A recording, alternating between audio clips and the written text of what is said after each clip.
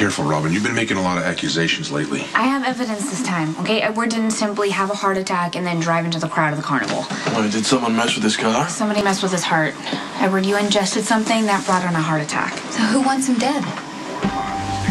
The mayor's wife. Andrea Floyd. Edward, what happened here today was her fault, not yours. They just locked down the carnival site. We're still counting the injured. And it's all my fault. No, it's not. Will you hear what Robin just uncovered? Edward had a complete workup that showed his heart was just fine, and then he goes into cardiac arrest. I knew that they did a tox screen to check him for drug and alcohol levels, and it showed digitalis in his system. I don't take digitalis. Of course you don't. It could literally stop your heart with your medical history. So I went to the morgue, and I went through Andrea Floyd's effects, and there was an empty vial of digitalis in her purse. I hope you didn't break the chain of evidence. There was an Emmy as a witness. You know, Andrea Floyd barely left my side during that whole carnival kickoff party. She kept wanting me to have a drink with her. Andrea knew you'd have a coronary. What she couldn't imagine is that you would drive through the carnival and into her. Yeah, that's pretty ironic. Isn't it? Andrea set up Edward to die, and it ended up killing her. Monica told me not to drive. I should never have gotten behind that wheel. And now I'll never forgive myself. What motive did Andrea Floyd have to kill Edward? Andrea Floyd's husband, the mayor, was having an affair with his aide, Brianna Hughes. Andrea had followed them both to the Metro Court to, I guess, confront the mayor and Brianna. Brianna had already hit her head in the shower. So what? The wife whacks the mistress over the head to make it look like an accident? Right. There were blunt, heavy objects in the room that could do the job, but were small enough to sneak out of the hotel room.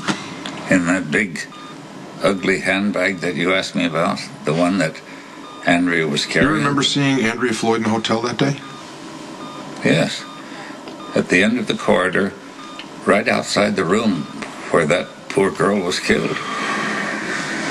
Once she realized that you could put her at the scene of the crime, Andrea slipped you the digitalis.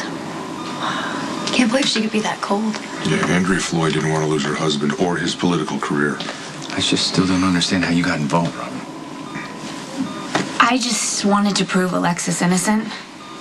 I didn't want Andrea to get away with murder. I didn't want her to die either.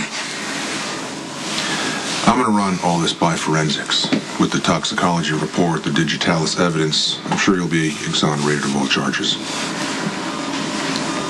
Thank you, my dear girl. So now Mr. Quarterman can get better, right? Yeah. We'll let you rest. Thank you.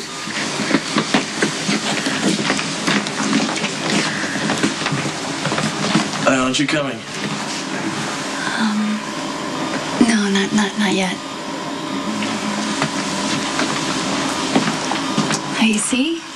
You're completely innocent. I told you about calling me Mr. Quartermain. Sorry, Grandfather.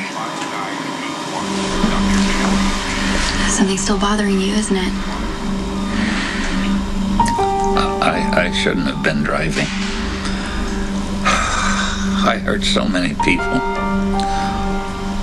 Oh, what must Lila think of me right now? You must be proud of yourself. Busted that case wide open just like you said you would. Thank you. I pushed Andrea pretty hard, which made her desperate, and then her only solution was to try and kill Edward. I mean, really, if I had handled things differently, maybe this whole tragedy could have been avoided. I'm gonna be selfish for a minute here. What happened was a tragedy, there's no doubt about that. Andrew died, neither one of us wanted that. But what's hardest for me to swallow is that Andrew could have just as easily tried to kill you. So in spite of everything, that's my silver lining.